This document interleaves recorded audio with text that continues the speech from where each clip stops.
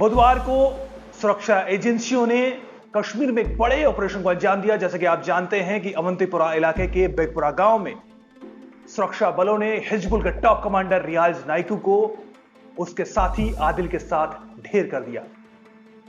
यह साल 2020 की सबसे बड़ी कामयाबी कही जा सकती है।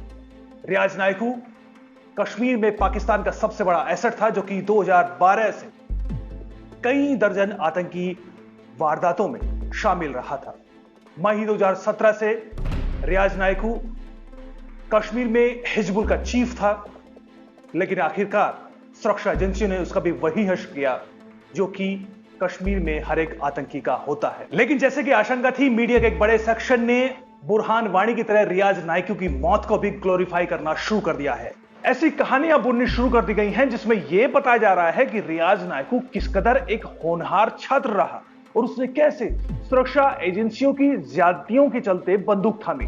अपनी स्टोरी में यह बताने के बजाय कि रियाज नाइकू ने पिछले 8 सालों में कैसे आतंकी वारदातों को अंजाम दिया, वो ये बता रहे हैं कि दरअसल रियाज नाइकू एक गरीब टेलर का बेटा था। मैं आपको कुछ उदाहरण देता हूं। सबसे पहले उदाहरण जाने माने इंग्लिश न्यूज़पेपर इंडियन एक्सप्रेस का। वो एक प्रोफाइलिंग स्टोरी करते हैं रियाज नाइकू पर, लेकिन उसकी हेडलाइन आप सुनिए, आप चौंक जाएंगे। वो कहते हैं, the son of a tailor of Begpura village in Awantipora in south Kashmir, Riyaz Naikoo acquired a degree in mathematics and taught the subject at a local school. Village residents remember him as a teacher popular among students. यानी उन्हें रियाज नाइकू के पिछले 7, 8, 9 साल के career में जो सबसे interesting लगा, जो सबसे जरूरी लगा, वो ये बताने के बजाय कि उसने कैसे सिविलियंस को मारा, वो ये बता रहे कि वो एक आम गरीब टेलर का बेटा था। उसने मैथमेटिक्स में डिग्री हासिल की थी और वो उसने स्कूल में पढ़ा था, जो कि अपने स्टूडेंट्स के बीच कितना पॉपुलर था। ये ह्यूमन के एंगल की स्टोरी की जा रही है। इसके अलावा द वायर भी लगभग इसी तर्ज पर स्टोरी करता है। द वायर लिखता है, Naikoo was a good student who was traumatised to see his friends being hold of to torture centres. He wanted to become an engineer. He was good at mathematics, but he ended up with a gun in a hand. यानी फिर वही कहानी, वही human angle. कितना होनहार बच्चा था और वो सुरक्षा एजेंसी ने जिसके फ्रेंड्स के साथ जिस तरह की ज्यादतियां की, उसके बाद वो हथियार उठाने पे मजबूर रहा। वो इंजीनियर बनना चाहता था। इस तरह की कहानियां दोस्तों आपने साल 2016 में बुरहान वानी के बारे में सुनी होंगी।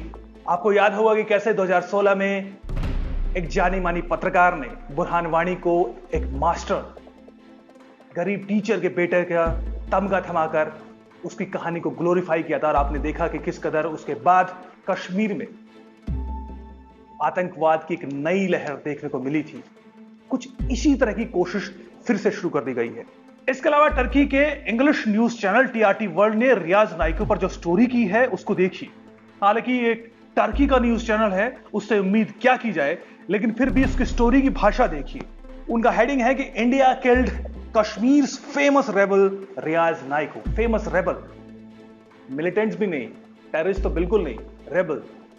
इस तरीके से ग्लोरीफाई करने की कोशिश शुरू हो चुकी है। हालांकि ये पहला दिन था। इसके अलावा राइटर्स की इस न्यूज रिपोर्ट को देखिए, जिसको श्रीनगर से फैयाज बुखारी ने रिपोर्ट किया है। इसका टाइटल है, Indian troops kill maths teacher turned rebel commander in Kashmir. यानी इसमें भी टेररिस्ट लिखने के बजाय उसको maths teacher turned rebel commander लिखा गया है। आप अंदाजा लगाइए, आपको आने वाले दिनों में इस तरह की और स्टोरीज देखने को मिलेंगी। इन स्टोरीज में सबसे ज्यादा जो मिसिंग है वो ये नहीं बता पा रहे हैं कि कैसे रियाज नाइकू ने 2012 के बाद ना सिर्फ सुरक्षा एजेंसियों के जवानों को मारा, बल्कि आम कश्मीरियों को चुन चुन कर मारा, जो कि आतंकवाद के साथ स्वर मिलाने के लिए तैयार नहीं थे।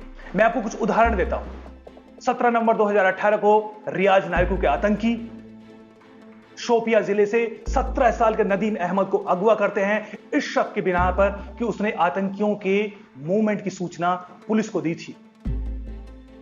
उसी रात वीडियो बनाते हुए ऑन वीडियो नदीम अहमद की लाइव हत्या कर दी जाती है।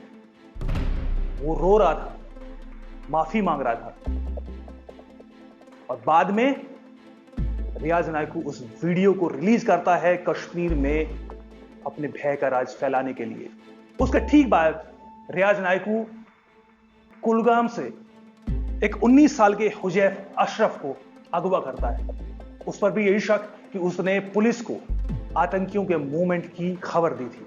इसी शक के बिना पर उसको लाइव वीडियो आईएसआई की स्टाइल में उसके गला रेत कर हत्या कर दी जाती थी। अब अंदाजा लगाइए, एक टीनेजर वो रोता रहा, गिड़गिड़ाता रहा। जिस तरीके से 19 साल के एक टीनेजर की गला रेत कर आईएसआई स्टाइल में हत्या की गई, वो बताने के लिए काफी था कि दरअसल रियाज नायकू कौन था।